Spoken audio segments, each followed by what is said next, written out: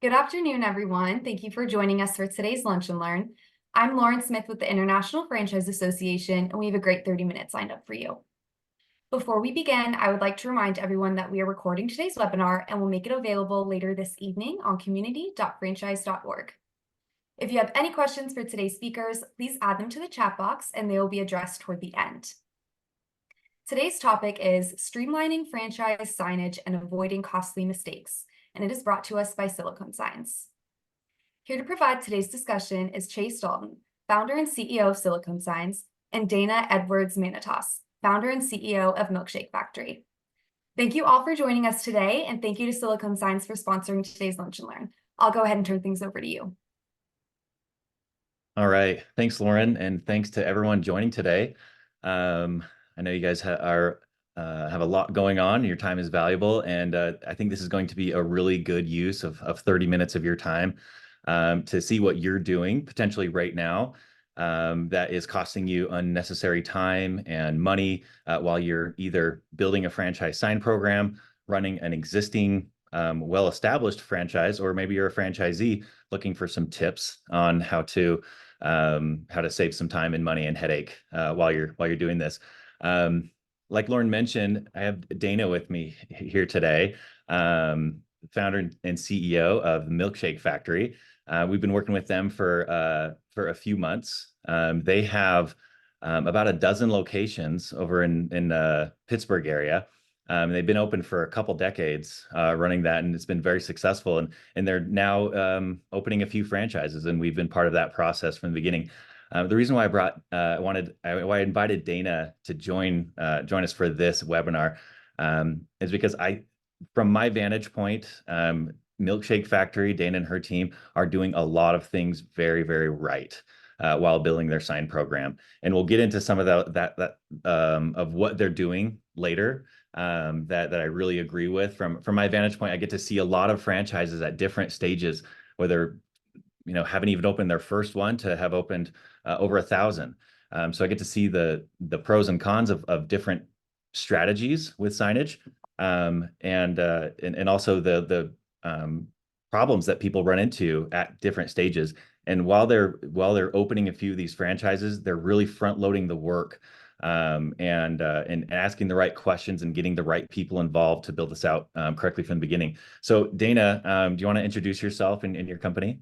Yes, thank you, Chase. Thank you guys for having me, and Chase, you as well. So we've been in the chocolate and ice cream business since 1914. My family has been making chocolates and ice cream since then, since the turn of the century. Came over from Greece through Ellis Island, typical immigrant story, and settled in Pittsburgh, Pennsylvania. And so my family, my brothers and I are fourth generation in the business. And about 20 years ago, we created the concept of the Milkshake Factory to get a feel for my great-grandparents' original soda fountain. And it really just took off. So, we started building that in Pittsburgh, opened up, we have 11 locations there, and really lifted our head up and realized we have the perfect franchise model. And so that's what we have been doing for the past year and a half now, is really trying to create a good, solid foundation for building this. We know how to run milkshake factories. We don't know how to franchise, right? So we went out and partnered with Franworth, which is a world-class emerging franchise organization that helps build these franchises, and really knew that they were experts in the industry. And so went out and found them as a partner to be able to do this right. And what that has led us to is Chase. And I will say that, as Chase mentioned, we are really trying to create partners here that create value and that can grow with us. And, it's not lost on us. We have, I know we have our 11 locations, but we are also looking at, we've sold in the last 10 months, we've sold 75 units. And so we are, it's been a lot of fun. It's been a whirlwind, but we have a lot of openings staring us down in the face. And we know we have to create a great foundation to be able to support our franchisees. And so Chase is really helping us do that. And I can't, we'll get into more of it through his slide deck. But I just wanted to introduce myself and let you know my background and where we come from and where we are in our process of opening franchises. Awesome. Thanks, Dana. A little bit about Silicon Signs. Our origin story is actually pretty cool. VetIQ, you see one of the logos down there at the bottom of the slide. They're not a franchise, but they're a publicly traded company, and they have a couple hundred vet clinics all over the country. When they first started this, they ran a test of 50 locations and they're locally here. They're in Utah. They're based out of Utah. And we got the sign job for those first 50 locations. And we were in business about 3 months. My co-founder and I, my business partner, we were in a 1,000 square foot basement office. And somehow we won this job, and we got a $700,000 PO from VetIQ with a whole $10,000 credit card limit to execute on these signs. We had no clue what we were doing or what we were getting ourselves into. We ended up getting a loan for $150,000 for 3 months with a very, very high interest rate or payback on that. We flew all around the country for the next 3 months, getting signs built and printed and installed. We saw how permitting worked, how shipping logistics worked, how finding local vendors and working with landlords. It was a whirlwind. At the end of the 3 months, we executed in all 50 locations. We got our paycheck. We paid back our loan, and we left with a grip of money in our wallet, but more importantly, the national sign experience. So it usually takes companies years or decades to get into the national sign world.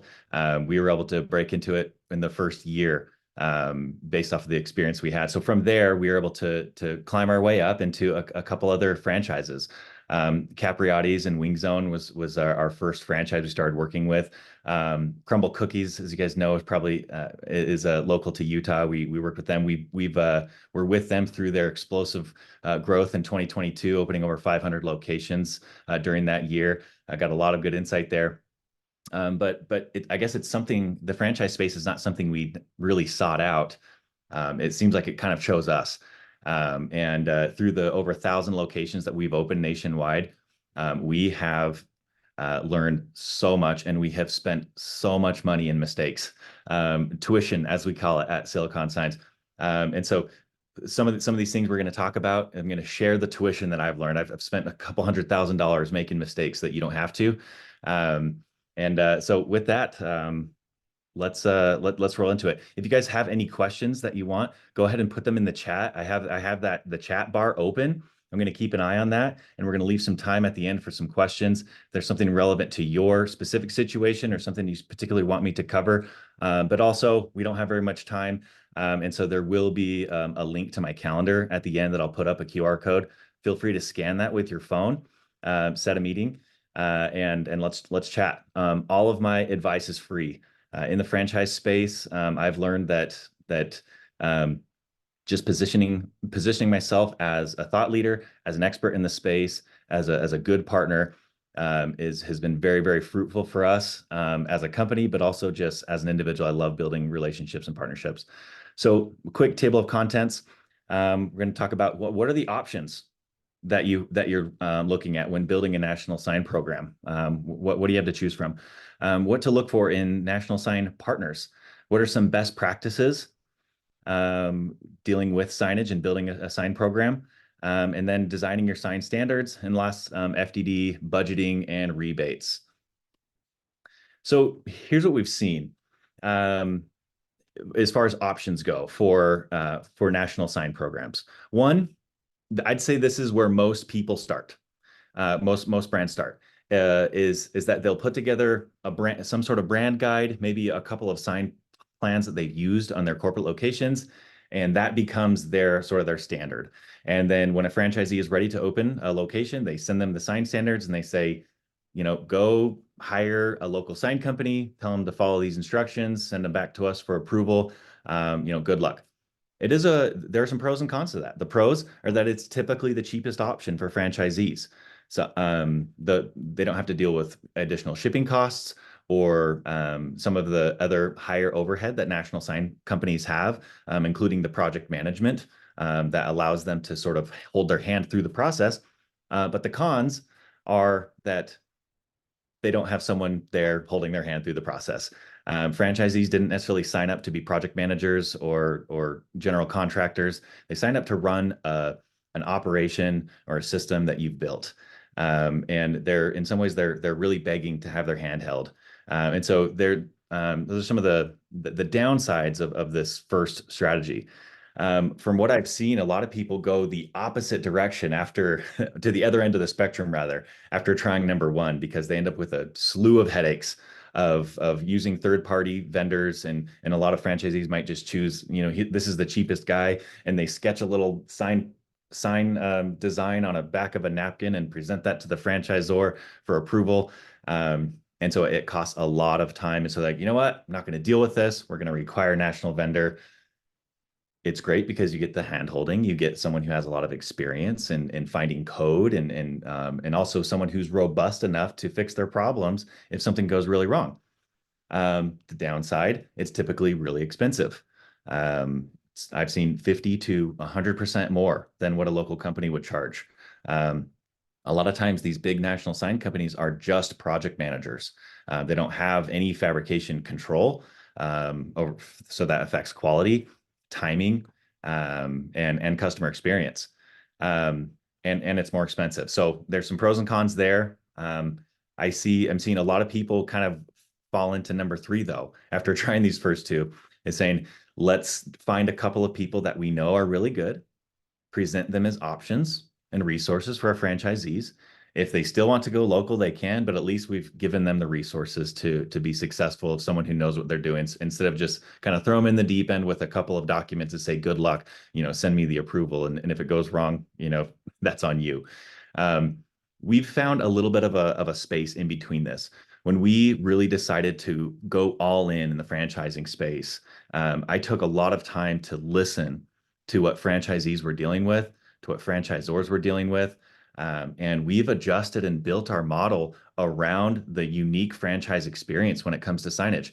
And you can probably hear the passion that I have for this. I'm the biggest sign nerd you'll probably ever meet. I love this stuff. I love my wife gets so annoyed with me. We'll walk through the mall or Disneyland, and I'm touching all the signs and seeing how they're made and getting ideas for how to do things. But it's really come in handy as we try to be a good support to the franchise space. But after listening to what the franchisees and the franchisors problems are, we have, I don't know, maybe you can call it a 3.5 in here, where we are a preferred vendor. We don't look for contracts or exclusivity, but we do all of the sign code research and the designs. And we present that to the franchisee without any exclusivity or any, like I said, any contracts. Give them the opportunity to go get a local bid or to hire local, but at least they get started on the right foot with the right designs, the right code research, the fabrication method that's clearly laid out in professional drawings. And we also don't charge for that. And we'll get to that a little bit later when it comes to finding that. So these are your options to consider when building a national program. And one thing I just want to jump in, Chase, just to what he just explained. It's funny, I have not heard Chase's presentation yet. It is exactly what we went through, like to a T. So I thank you, Chase, for finding that, doing your research and figuring out what is actually needed in this marketplace. And I think that you this is why you are so good at what service you provide. Oh, that's awesome. Thanks for that insight. I didn't know you guys went through the whole thing. So considerations for when looking for a national sign partner or vendor. I want to go through a couple, maybe tell a story here, and then I want to have Dana explain her experience in maybe a little more detail. So number one, what is their ordering process? When we with Crumble cookies, for example, there were two preferred vendors or two required vendors that they're allowed to use, that all the franchisees were allowed to use. When they were going through their big, massive growth, they brought on a third. And it was a big national sign company, one of those big giant guys that just have a bunch of, like I said, a bunch of project managers and outsource most of what they do. And at first, people are like, "Oh, are you nervous? This big national company is coming on. Are they going to take all the work?" And I was not nervous one bit. I actually, one of the franchisees went and got a bid from them or tried to get a bid. And he said that he went through, he had to fill out like 7 or 8 pages of documents to just get the designs done.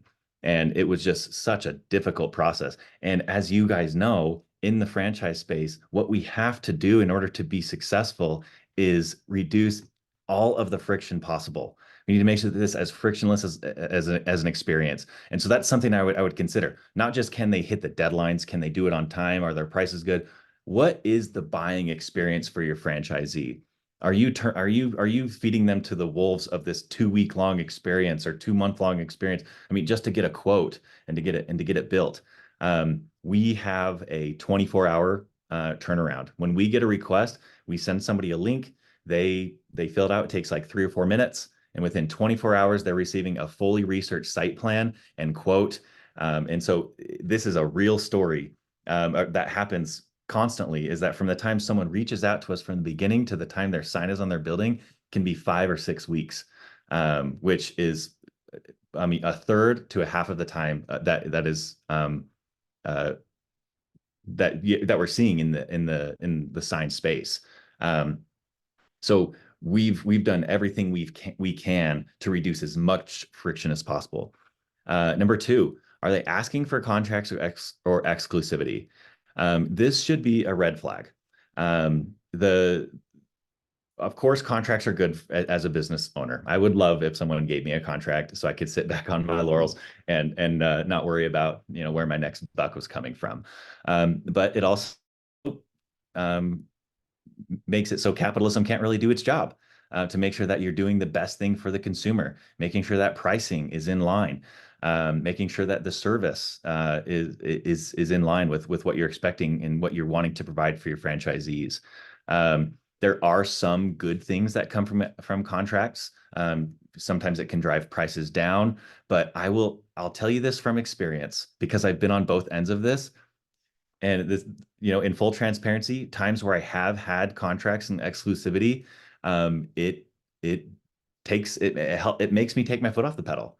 And so it really is good to keep your vendors honest by letting there be competition, and letting Adam Smith's invisible hand do the work for you.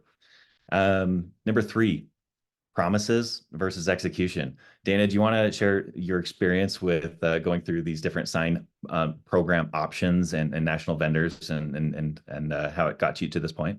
Yeah, and I love your topic there because that's exactly what it is. It's always what our experience was. Pretty much everyone ended up in over promising and under delivering. Where we are, we have a lot of stores ready to get open, especially in this next year or 2 years, right? And so what we're looking at is we need everything that Chase just said, that frictionless ordering, the confidence that they're going to be able to, the vendor's going to be able to knock this out. And when we went out, we got recommended, actually we went through 2 national sign vendors. We came from local vendors, just as Chase said, but we knew that ordering experience wasn't there, that frictionless order experience. And at the scale we were growing and what we were doing, that really wasn't possible. So we jumped to the national vendors, went through 2 of them, and they seemed great at the beginning, but then it was just, once you get into it, it was low quality products. It was super expensive. It was more expensive than the local guys. Quality wasn't great. And by the time you get through it, and the service wasn't there either. And so went out and kept looking. And honestly, I thought we were just going to have to figure out how to work with these types of vendors because that's all we were finding. And then, open the door and in comes Chase. So I will have to say that what Chase is saying right now is the exact experience that we had. What you've created with your execution and your team, not only is the quality there, the quality is even superior than our local vendors, which I was really surprised at. Your price point was there at scale, and figuring out how to take the program and make it scalable nationally, but at the value that we know it needed to be. And then what my favorite part about our partnership is how collaborative it is. It's not that, you just say, hand me a set of signs and let me, let me run with it and just make these and pump these out. You're sitting here and you're helping us. We're at the beginning of this, and you are actually helping us design and build and figuring out what materials to use that is scalable. That's a really big part of this as well. Because I can promise you, I can design something that is great and probably looks great, but it's not going to be scalable. And so once you find that, that happy medium, I think that's when you're really going to execute well with a partner like Silicon Signs. Yeah, I mean, thank you for saying that. And I hope it doesn't just sound like a giant sales pitch for Silicon Signs. Again, we want to like make sure that we're just offering good resources. But it is important to recognize that, like I said, we've built the process to solve the unique problems that you guys are facing. This is not the same thing. This is not just a vertical that we work in. We've built our company around the franchise system experience. And so that's why we're going over these problems and why we feel like we've come with a good solution as well. So thanks for that, Dana. Another thing to really, this is a really important one, is that there's a lot of work that goes into the front end of doing an exterior sign for particularly. There's a lot of effort and time that goes into doing the graphic design, building the site plan. You need to research the code. You need to read through the lease to see what the landlord is requiring. That process can take 5, 6, 7 man hours to do. And then there's writing up the quote. What you're going to see out there when working with national vendors is they're not going to want to front load all of that work without some sort of guarantee or assurance that they're going to get the job, or they have a really good chance to get the job. And so what you're going to see is they'll say, yeah, we'll do it, but if you don't go with me, we're going to charge you for design. Or this is how much of the design costs. You have to pay for that up front, and then it'll be credited toward your account if you don't go with us. It's another way to sort of stack the deck in the favor of the vendors. And I'm giving up the industry secrets. All the sign vendors out there are going to hate me for this, but that's how I know I'm doing the right thing here. Is that we don't need that. We do not charge for designs. It's a cost of doing business. If you don't win the jobs after doing the work, then figure out how to win the jobs. Do a better job at getting better, driving your prices down, whatever you can do to make it work. We still have our conversion rate is nearly 70% right now. So that's why we're not worried about having to charge for design. Last thing I'll say is speed. Are they taking forever to get you quotes? And what is their lead time once you place the order? Those are questions you guys are probably already asking, but it's really important. The last thing you want is your sign up a week or a day before you open your doors. That marketing time is so incredibly valuable. Dana and her 3 stores right now, I think, are a month or 2 away from opening, and all 3 of them have all their exterior signs up, and they have been up for some of them a month or more. And they're lit up and they have their banners up for coming soon, building some great hype in the communities because we're able to get their signs up, just weeks after they sign their leases. Is that right, Dana? Did I say anything? That's exactly right. And that was huge. And that was something, Chase, that really, especially on the window graphics, I mean, you really figured out a way for us to get the message out there, but not at this high cost and expense of the window clings, which I thought was really important part of that. And then getting those logo signs up that's the first thing we do on permitting. So as soon as we have that, we execute as fast as we can. And I will say that as soon as those permits came back, Chase was on it and was ready to go with his installation teams. So another thing to think about, as Chase is saying, like, what are these positive things to look at? Those are the important steps. Awesome. Thank you. Okay, this is really important. I don't think we're going to have time to get anything past this. I want to go through a few of these best practices. The last parts of sign design standards, FDDs, and rebates. If you have any questions about those, I don't see any questions coming into the chat right now. And so I'll kind of just go as long as I can, just to get through as much of this as I can to build as much value here. So number 1, best practice, build a sign guide. When we went through this with Dana and her team, we sat together on a Zoom call with all of the decision makers on her team, and I shared my Adobe Illustrator screen, and we went through all of the options that they're going to run into with the city code and with the landlord requirements. Sometimes landlords can have some really, really weird requirements. Sometimes they're as simple as it has to have reverse halo lighting, which is where the light comes out of the back of the sign like that. Or sometimes they say it has to be on a raceway, which is that little bar that goes behind the channel letter. Sometimes they have different requirements for temperatures of LEDs to make them cooler or warmer. Sometimes they'll even say this is the color it has to be, or even the font that it has to be. There is some really ridiculous things out there. And so for one, you want to get that built up front or as soon as you can to save yourself time in the future, so that when you run into it, instead of saying, okay, corporate, what do I do here? This is the landlord's weird requirement. You just go to that guide and say, under these circumstances, this is what we do. Sometimes they have very restrictive size requirements that maybe can mess with your logo or not allow parts of it to be illuminated. And so having different options that cover pricing and those requirements are really important. And that's something we can help build for you. We don't charge for that either. Going along with that, negotiate your signage before you sign the lease. This is a really important thing. As you guys probably know, you don't have any negotiating power after you sign that lease. Sure, you got into bed with the landlord for 5 to 10 years.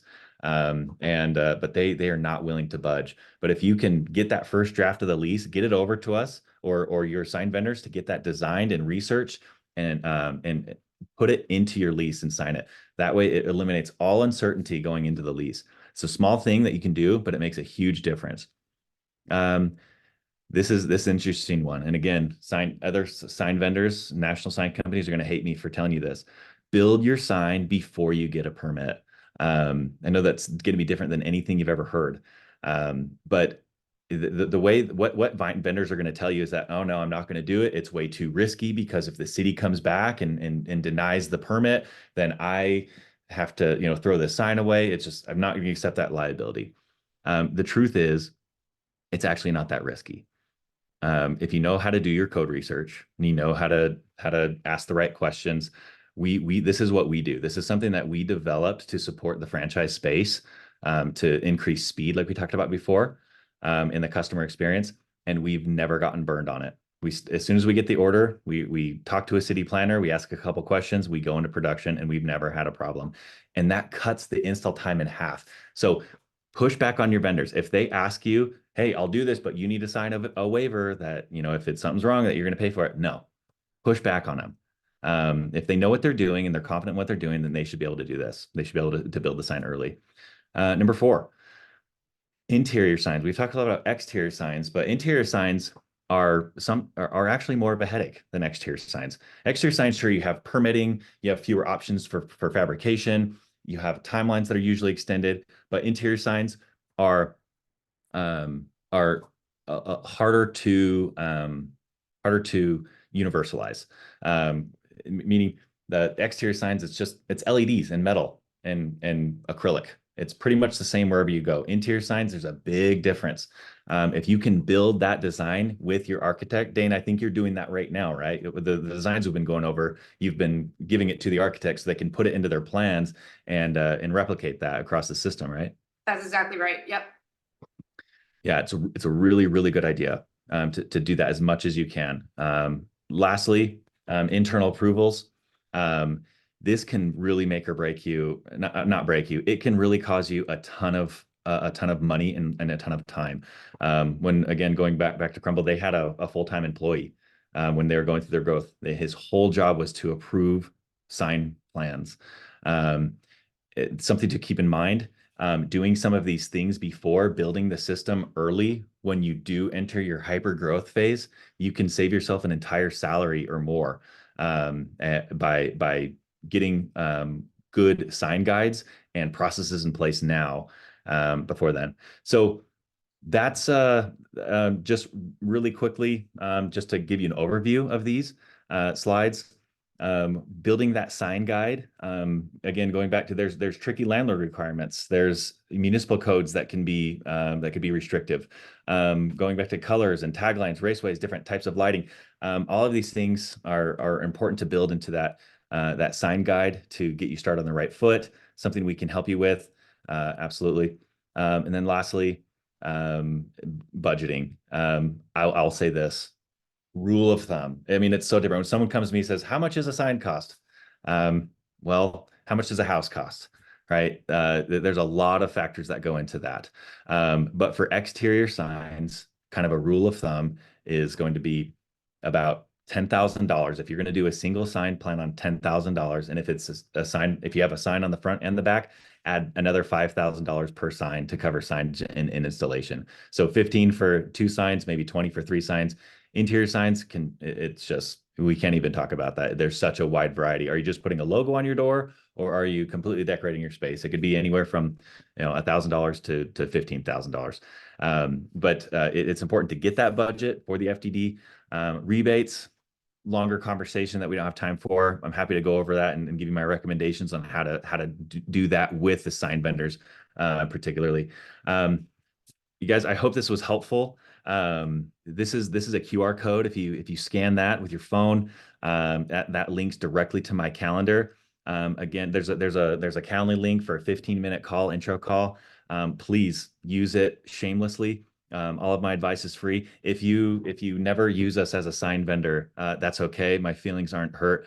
The just being in the conversation and being a good partner and a good resource in the franchise space, again, has been well worth the time and also personally very rewarding. Check us out on our website. And if we do end up working together in the future, then we'd love that as well. So, thank you. Thank you. Looks like that's all the time we have for today. Thank you so much, Chase and Dana. This was excellent content and excellent feedback from all of you. We really do appreciate it.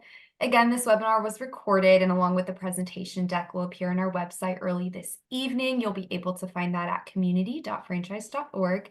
Thank you very much again to Dana, Chase, and the Silicone Science team. And again, thank you to everyone for tuning in. Have a great rest of your day. Stay safe and healthy. Bye.